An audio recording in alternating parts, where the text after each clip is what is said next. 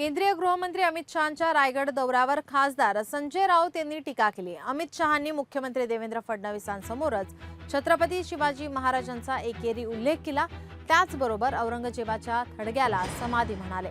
यावरून संजय राऊत यांनी अमित शहांसह फडणवीस आणि एकनाथ शिंदेंचा चांगलाच समाचार घेतलाय।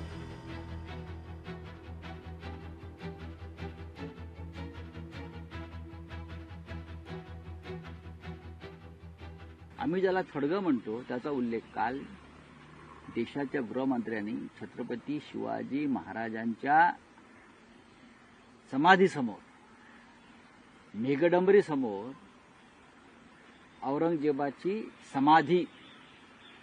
समाधीचा दर्जा दिला।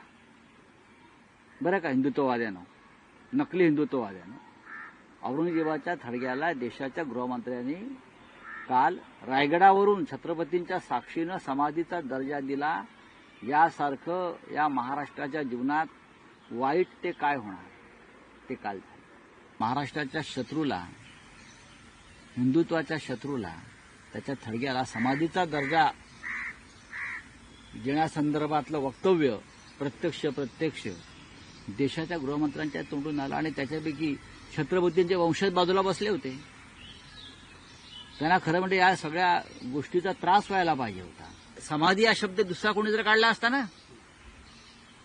हा औरंगजेबाची समाधी हा शब्द इतर कोणाच्या तोंडून निघाला असता तर जे वर त्रिकुट होतं ना, एसएनसी, देवाभाऊ अजित पवार, अजितदादा संयमी आहेत, तर या दोघांनी अक्षरशः थैथयाट केला असता।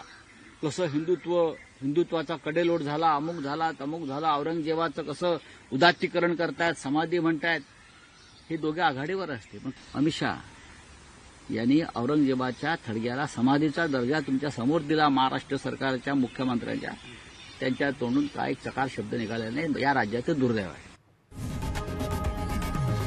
लोकशाही मराठी ऐका, पहा, जागरूक रहा।